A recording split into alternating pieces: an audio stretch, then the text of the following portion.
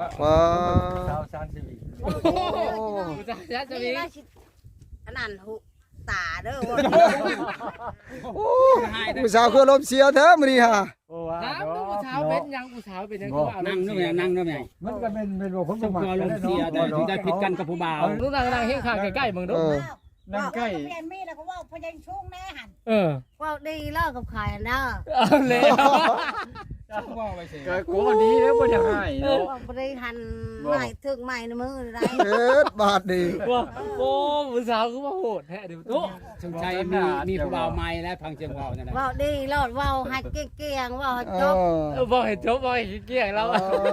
โต จบจัง ว่า ไง เป็นแล้วมาตั้งมา เชิดบาด เรื่องว่าได้เข้าบ้านเลย เราเนี่ยนะ ให้เลยเนาะ เขาก็ จับตัวใครไล่มือไล่ เอาเลย ตัว ว้า ตัวเลย ตัวเนาะ เอ้ย อากาศทักทายสบายดี พี่น้องสุขุสุคนมื้อนี้มาพบกับบ่าวคำพงบ้านนามื้อนี้จะพาทุกคนไปเบิ่งตู้มีตอนนี้กำลังสิไปหายายเหี่ยวอีกแล้วพี่น้องสบายดีตู้สิไปทางไหนเดี๋ยวนี้ฮะ อยู่นี่ฉันอยู่นี่อีก ไปหาตู้ไปหายายเหี่ยวบ่ เจ้า ว้าโถพังเว้านี่สะไพได้มื้อนี้เนาะ เจ้า โอ้บรรยากาศดีเด้อมื้อนี้ยิ้มเป้ยอยู่ตู้เฮานี่บ่ได้มาดนเลยเนาะ เจ้า มื้อนี้สงสัยจะได้ไปหาผู้สาวคิดฮอดแม่นบ่ เจ้า อยู่บ่ได้เด้อเนาะ แม่น โอ้อกหักมาบ่จะคิดฮอดผู้สาวโอ้ไปเบิ่งทุกคน ตอนนี้ตูมีกำลังสิไปหายายเหี่ยวทุกคนถือว่ายายเหี่ยวอยู่บ่ทุกคนไปเบิ่งนํกันทุกคน ทำไมมีรถ อันนี้ก็เป็นเฮือนซานบ้านสองของเอื้อยเหี่ยวทุกคนเป็นยายเหี่ยวทุกคนเพิ่นเอิ้นว่ายายเหี่ยว ตอนนี้ก็ตู้มีจะมาหายายเหี่ยวเลยทุกคนนะเพราะว่าคิดฮอดจอดถึงดนเติบเลยบ่ได้มาทุกคนเลยนี่ว่าเพิ่นอยู่หรือบ่ทุกคนอ๋ออยู่พี่น้องพูนเพิ่นแต่งโตวเพิ่นสิไปทางใดเด้มื้อนี้เด้สิออกหน้านะนี่ฮะโอ้เพิ่นสิไปหน้าเด้อทุกคนไปเบิ่งให้เบิ่งหน้าไปหน้าเพิ่นทุกคน ว่าบรรยากาศอยู่นาพุ่นเป็นแนวใดทุกคนไปเบิ่งนำกันอยู่นาพุ่นและตู้มีก็สิไปพุ่นเลยทุกคนไปเบิ่งนำกันอยู่นาพุ่นและทุกคนว้าเสื้อดำผู้บ่าวซื้อให้เด้อนี่เนาะโอ้ติดใจปะบ่ได้ปะทุกคนเลย วิ่งคือกัน อ่ะ มาหาผู้สาวเนี่ย มาผู้สาว ก็ ว้า ชาวชานชีวิต โอ้ ผู้สาวจะมี อันนั้นหุตาเด้อ โอ้ผู้สาวคือลมเสียแท้มื้อนี้ฮะ โอ้ว่า ถาม เนาะ ผู้สาวเป็นยังผู้สาวเป็นยังก็เอา นั่งนู่นไงนั่งนู่นไง มันก็เป็นว่าผม สมควรลงเสียแต่ถึงได้ผิดกันกับผู้บ่าว ลูกนางเฮงข้างใกล้ๆมึงดู นั่งใกล้ เปลี่ยนมีแล้วก็ว่าพยัญชนะแน่หัน ว่าดีเลิกกับใครเนาะ เอาเลย ก็โกดีแล้วบ่จะให้เนาะ ว่าบริหันใหม่ถึงใหม่ในมือไร เฮ็ดบาดดี ว่าโอ้ผู้สาวคือว่าโหดแท้ดิตุ๊ สงสัยมีผู้บ่าวใหม่แล้วพังเชียงว่าวนั่นแหละ ว่าดีรอดว่าให้เกี้ยงว่าจบ บอกเห็นจบบอกเห็นเกี้ยงแล้ว โต จบจังไง ว่าเป็นแล้วมาตั้งมา เชิดบาด เรื่องว่าได้เข้าบ้านเลย เราเนี่ยนะ ให้เลยเนาะ เขาก็ จับตัวใครไล่มือไล่ เอาเลย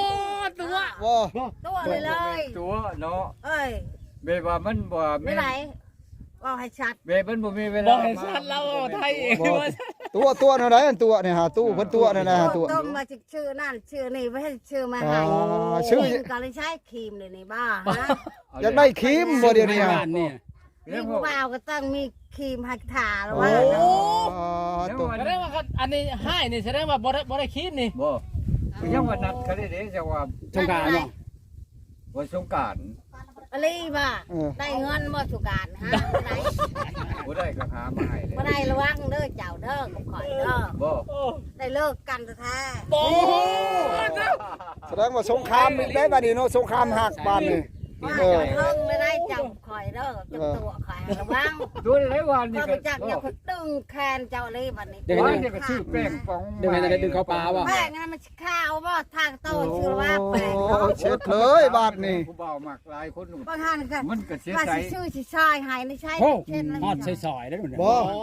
ตัว มันยังบ่ทันมีเงินถึงว่า ฮอดใส่ซอยบัดนี้ แต่มัน ป้า ดี เมื่อ แต่ ไร ซอยมันบ่เป็นวันราคาบ่เป็นว่าสิ ป้า ราบ เมื่อไรแต่สิมี เส้นชิปชาวพัน ป้า มื้อไรเจ้าชิมีหันคือถาม อ้าวก็คนบ่ตายมันก็มีแล้ววะ คอย โอ้แม่นแล้ว คอยเมื่อยชามเบิ่งเลยนะ แก้วกันเอาที่มันคอที่จะชอบประมาณนั้น หายมันเลยเนาะมันเฮิงเลยตัวว่าอยากชื่อหายบ่เห็นชื่อ โอ้ มันตัวว่าอยากชื่อนั่นชื่อนี่ก็บ่เห็นชื่อแต่กระบนก็บ่เห็นกระบน ไปช่างอันนั้นไว้กระบน แล้ววะ ไม่งั้น ถ้า ก็ ก็นี่แหละ เจ้าบ่เจ้าสิว่าเขา ยินบ่ เขาปันมาติ ก็หาเห็นมันนี่ บ่ มันมีน้ำหั่น ก็อุ่นหัวเนี่ย เอาเลยบ่แสดงว่าเครียดได้เครียดจะกินข้าวปุ้นนี่เนาะถ้าได้กินข้าวปุ้นนี่สิใจดีอยู่ได้มื้อนี้เด้อ โอ้แน่ลีสองซับเลย ให้เงิน4แสนมาเมื่อไรก็ให้ชาวผ่านมื้อนี้เราค่อยเสร็จ เออ ป้า ถามมาดูเพิ่นก็สิเฮ็ดแบบได้เพิ่นสิเอาข้าวเปล่า จำหอมแก้มเราให้ล้นเงิน4แสนน่ะ บ่เด้อบ่ได้ เจ้าใจบ่ถึง เฮ็ดบ่สิหลาย ใจบ่ถึงบ่ได้เงิน ไม่ใช่ป้าเขาปลาอ้อยอยู่บ่ ต่อแล้ววีก็โหดแล้วโหดแล้ว เข้าไปกับป้า โอ้ยเนาะ มันบ่เบ็ดได้ป้าอ้อยมันยังต่ำอยู่เฮ้ย แต่จะบ่แห้งจะแห้งไปกับเพลินแล้วย่านสิ ไม่ใหญ่แล้วก็ยังเชียร์อยู่ดิ ออกจะบ่แห้งก็ทบจะบดหลัดกำลังเอาบด แน่ แล้วตัวหานะไปก็ไปชื่อแหละบ่มีเงินดอกแล้วสิให้หยังแต่เรามาก็บ่เห็นเราสิให้หยังพอแต่เงินชาวผ่านนั่นมื้อใดก็ได้เว้ย ให้เราว่าสิให้สงกรานต์นี่ ให้รีบว่าบัดนี้ เออ นะ บัดมื้อ สงกรานต์เราอ่ะ เด้อ บ่ เอาหมวกอันจำ เขา ไว้ ว่าสิว่าไปใช้แควก็ว่ายันมีผู้บ่าวใหม่มี เอาแล้ว เออบ้านนี้ โอ้หัวก็ดี ใส่แคว ที่ใช่แควก็บอกให้ใช่ บ่ว่ายันมีผู้บ่าวใหม่ ตู้มีบ่ให้ใส่ฮะ แม่น ว้า ญาติ ตั ผู้ ว บ่าวมักหลาย ยินบ่ มักก็มักก็เขาบ่ได้เอา ยินบ่ เนาะ เอ้ยเหี่ยว นะ แสดงว่าเรามักเจ้าเราหวงเจ้านี่ญาติเจ้ามีผู้บ่าวใหม่นี่ เราห่วงก็บ่ยานค่อยๆไปแล้วก็เราบ่มีเงินแล้วก็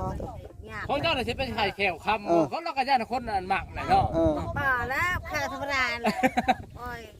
ไปใส่แขวครับรถไปยิ้มสิผู้บ่าวไปแห้งคักเลยเนาะ นั่น แค่ชิอันงามบ่จะไหว เรือป้าป้า เช็ดบาทนี่ย้อนอันนี้แหละตู้มีจังบ่ซื้อให้ฮะบ่ให้ใส่ฮะ ใส่กล่องแควบ่มีเนาะ เออแม่กว่า โอ้ เอามาทำแควว่าก็ได้ เอามาโลดเอามาโลด แต่บ่ได้ใส่แขวก็ยังว่าผู้บ่าว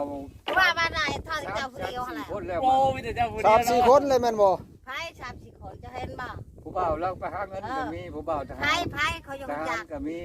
กันบ่มีคนดึงจะไหลจะอยู่ เอาแล้ว โอ้ดึงอีก เอาประกันโลด ตู้ถามเราดูเราจะดึงไปใส่ บ่คันบ่ได้เดี๋ยวสิดึงไปทางไหน ดึงเข้าป่า โหดแล้ว เอาเลย โหดแล้ว เป็นยาไข่มดแดงบ่ มักแบบนั่นแหละ ดื้อแบบนั้นแหละตู้ เจ้าแห้งดูแซ่บบ่แห้งบ่เจ้า แห้งบ่ผู้สาวถามนะ เออ ก็แห้งแล้วจัง กันลมเฮาบ่ได้รับประกัน บ่ เอาแล้วก็ลงความประกัน บ่ตู้เอ้ยเหี่ยวถามมาเนี่ยได้ ครับประกันเองข่อยดอกนั่น เออ น่ะ โอลีบ่ เรื่องของข่อยดอก เออ ขอบมือป้าเจ้าเด้อผมมือป้าเจ้าเด้อเด้อ คอยเมื่อป้าเจ้าเลยใด เอ ก็ อ บ่ได้เอาใดเด้อ เออ พระเจ้าลมเด้อ เออ คันแห้งแล้วต่อชู บ่ ได้แล้วข่อยพัดหาพัดพ่อหลายปีหลายเดือน อ๋อดูพันหาแล้วมันตู้ พันห้าลี เอออีหลี หวายเขาดึง บ่หานดักห้อยแต่ปากซื่อคันตัวมีโซนหน่อยนึงก็เว้ย เออ ชูนเนาะอยากชูนเนาะ เฮ้ อ้าวคนหักกันก็โชนแน่ว่าจักหน่อย ยังบ่ได้แต่ ตอนมันสิเจือนนี่ เจ้ายังบ่ได้ฮู้ชายา11ดอก สายา11ดอกดี แม่น ยาย่าง11ดอกฮะ ดอกกระเจียว บ่ญาติเด้อ บ่ย่านดอก ดอกบ่ยาน11ดอกก็บ่ยาน ชาวดอกก็บ่ย่าน ชาวดอกก็บ่ย่านแม่นบ่คือท่าพิลึกแท้มื้อนี้ฮะเออ แห่ง แสดงว่าเกิน100แล้วมื้อนี้ฮะ โอ้มือเดือดแน่เลย เดือดแห้งแล้วมื้อนี้ฮะ เจ้าสิไหวพ่อใหญ่มีบ่ จุ๊บให้มากไป โอ้ยข่อยแห้งหมักนะ โอ้โหเองว่า แต่ลื่นนี่บ่ให้ข่อยยาน ปาตุ๊ จับนี่บ่ใหญ่นี่โอ้ยเฮาบ่ย่าน บ่เกินน้ำหนึงบ่ ท่าโลด บ่แล้วเว้าจะซื่อบ่เราเห็นบ่ได้ปานนั้นบ่ ยัน แล้วเว้าซื่อๆแล้ ยั วน เราหั่นน่ะเว้าปากเกี้ยงแถลง โอ้ คือชื่อ โอ้ อะไรบ่ ไม่ผู้สาวแท้บ่ได้ผู้สาวแท้เอ้ย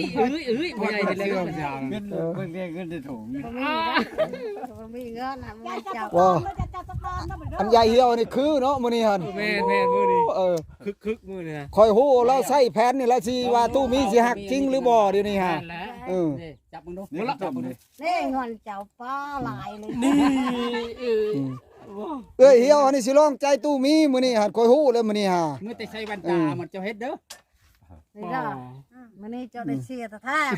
ข้าวดอกบ่ได้ บ่ได้ เสียหยังก็เสียฮะ เสียเงินให้คอย โอ้อันชื่ออันนั้นบ่ชื่ออัน ครีมบ่ ข้าวหน้าบ่ คลิป ได้แต่มื้อนานเราตัวคอยเนาะ บ่ไม่ใช่คลิปข้าวหน้าหั่นบ่ เรียกว่าตัว ตัวอะไรจะบ่ได้ซื้อให้มื้อนี้เห็นบ่จะซื้อมาบ่ โอ้ ชื่อยังอี ก็ขัด เป็นนัดกันเนี่ยซะ นัดจะมาฮอน ก็เรียกว่าปูบังนัดไว้แล้วว่าสงกรานต์ ต้องจะไอไปสิละ เป็นไอ้บ่ แสดงว่า ได้ ปุ๊ จักมื้อแล้วนี่ ก็ชอบจำมือพร้อมกันกับอีโม ชื่อมาบัดนี้สิท่าให้ ท่าโลก ดี บ่ตู้ ขันเลยนะขันยังไงเลย เอากินน้ำ สิ ก่อน ท่าจะเป็นนาเลยเดี๋ยวท่าดูไปจะบึ้ เอ้า ว่า ยินบ่ตู้ของแนวสงกรานต์แนวอยู่แล้ว เขาบ่ได้ห่วงในยามเล่นเนาะ ไฟสิทวงมาฉันจะดุท่า ชงท้ายพี่เก่าหั่นน่ะ ไม่ก็ซื้อมาเป็น10กระปุกแล้วสิ ซื้อมาหลายๆโลดให้คอยค่ะ ใครก็อาบไปนะ คอยสิอาบให้เจ้าเห็นให้เจ้าเบิ่งอาบถึงเจ้าอะไรเนาะ บ่พ่อใหญ่ถามนะดูถ้าทั้งลุ่มก็ได้ทั้งเทิงก็ได้บ่ทานนะ ท่าทั้งลุงทั้งเทิงก็ได้แล้ว ไม่ยาก แล้วมาท่าทั้งคอแน่เนาะทั้งหน้าผากแน่ก็บ่ได้บ่ ท่าหมด ตาดาเบิ่ มักแบบนั่นแหละบอกรถแป้งหยัง แป้งยังกะมาโลดเอามาให้ข้าเจ้า เอาว่าแบบเมื่อวานนี่เย็นๆ เนี่ย นะ มันบ่ถึงใจ เอา มัน มันแหง ให้ขออีกแล้ว เอาตัวเย็นๆได้บัด บ่ นี้ ตอนเย็น บ่ เด็กๆแต่ แป้งอันนั้นน่ะนะแป้งน่ารักหั่นน่ะ ขั้นตอนเย็นๆนี่เห็นเป็นน้ำแข็งเลยอะ คอยทานแข้งมาแล้ว นั่งในกว่านี่เลยโอ้ย ๆว้าว บ่ เราเดือด บ่เราเดือดบ่แม่นเราให้เราบ่ได้ให้คอยฮู้จักแล้วมื้อนี้หั่น เป็นหลา เออ ไม่จะได้เงินเห็นเงิน เช้าก็ไม่ใช่บ่ว่าหมวนเนาะ ม่วนได้เราว่าม่วนได้เออ หมวนแล้วว่า อะไรวะมึงวนไปแล้ว เขาหลุดจากมาหาเราคู่มือคู่มือ ได้พัวบันนี้แล้ว โอ้ได้พอดีโอ้ยโคตรแรง แสดงว่าโหดแล้วเดือดแล้วมื้อนี้ฮะ ได้แล้วก็ โอ้ เห็นบ่ถ้าเฮาไปหาตัดไม้ไว้สวนเนาะสิหามา คอยแห้งชวนเจ้าเห็ดเจ้าแห้งเจ้ามีแห้งบ่เจ้าเห็ดได้บ่ชวนหันนะ เห็ดนายตายบ่ขออนุญาต โอ้ย ไม่บริยาเด้อ สวนน้อยสวนใหญ่เขาเห็นได้เบิด โอ้ย มีบ่ส่วนหน่อย จ้าถูกไอเอ้ย ถ้าถูกอายเอ้ย มาก่อนเลยบ้างได้แม่จะก็ว่าแพ้แน่ มื้อนี้ละหางได้ยินเสียงเอิ้นอ้ายตะกี้เอิ้นพ่อใหญ่ เพราะ เด้ พอใหญ่เลยเนาะ เขาคิดว่ายังญาติจะผู้บ่าวเจ้าให้เนี่ยเดียว ไม่เหี้ย บ่มีผู้บ่าวแล้วฮะ ถามรู้หน้าแล้วเราก็ไทยได้อยู่บ่ยังไทยหน้าได้อยู่ บ่หน้าเจ้ายังไทยได้ เห็ดนาย10 บาทเห็ดว่า หน้าน าย ชวนเจ้าเฮ็ดได้อยู่บ่ อันใด อย่าเฮ็ดชวนชั่วโมง ได้เบิดครูแนว เขาจะบ่ได้หันระวังเด้อเอา ว่าพ่อใหญ่ เขาเฮ็ดเจ้า นาน้อยนาใหญ่ก็เฮ็ดได้ว่านาน้อยนาใหญ่ฮะ เฮ็ดได้ทงน้อยทงใหญ่เฮ็ดได้ นาโคกได้นาโคกนอนได้ คันมากแล้วคอยจะตายอย่างต้องมีโลดต้องตายโลด เป็นเนาะ โอ้โห เปลี่ยนได้ก็เป็นนะว่า เบิ่งคนเบิ่งว่าเบิ่งคนบุญช่วงที่ชาติเป็นน่ะเป็น เป็นยักเพียนลงก็ยาวได้ ชาติไหนเด้อดังนึงเด้อ มาโลดเชือมาโลดเชือกก็หักก็เห็นนะเด็กมือก็หักหมด โอ้เลยมือกระหักเบิดดีโอ้ มาตำไม้เด้หวานไปหาพื้นไปหาพื้นอยู่ดง พาพื้นอยู่ดงพุ่นวานนี่ฮะเออ เจ็บโหจะเป็นอาทิตย์ละของ เจ็บหัวเป็นอาทิตย์เลยเจ็บหัวฮะหากะเช้ามื้อนี้ผู้เจ้าก็ตู้มีสิมามื้อนี้เช้าเลยแม่นบ่ ของบ่ให้ผู้บ่าวมีให้ นั่นเออฮะบ่มีในตู้นี่สิบีบให้แสดงว่าตู้มีมามื้อนี้นี่ช้ำยาวิตามินมื้อนี้ครับเป็นไข้กระเช้าเลยว่ะเออแสดงว่ายาพิเศษเด้อนี่เนาะ เดี๋ยวคนดอกคือบ่ งานมาจากเก่า แล้วว่าเช้าแล้วล่ะ ตัวผู้สาวมาแต่ตักน้ำมื้อนี้พี่น้องเลยโอ้ตักน้ำสร้างบ่ดิฮะตัวคือสิแซ่บน้ำนี่เนาะโอ้ น้ำสร้างแบบน้ำธรรมชาติเลยพี่น้องเอ้ยสาวแพงคนสวยคืองามแต่สาวแพงมื้อนี้ฮะโอ้ยทุกคนบ่ได้เห็นดนเลยทุกคนเพิ่นห่างหายไป120 ปี ไปเก็บกาแฟบ่อ๋อมากาแฟเบิดแล้วบ่อ๋อคนสวยทุกคนคนสวยคนงามมื้อนี้มาเจอคนงามคนดังอีกแล้วทุกคนเลยรอเบิ่งจักหน่อยทุกคนว่าเพิ่นมีคู่คิงหรือยังทุกคนจักหน่อยไปสอบถามเพิ่นอีกเทื่อหนึงทุกคนเลยหลังจากโสดมาดนเติบพี่น้องโสดมาดนแล้วหนาวอยู่นอนคู่มือแต่เดือน5นี่ก็ยังหนาว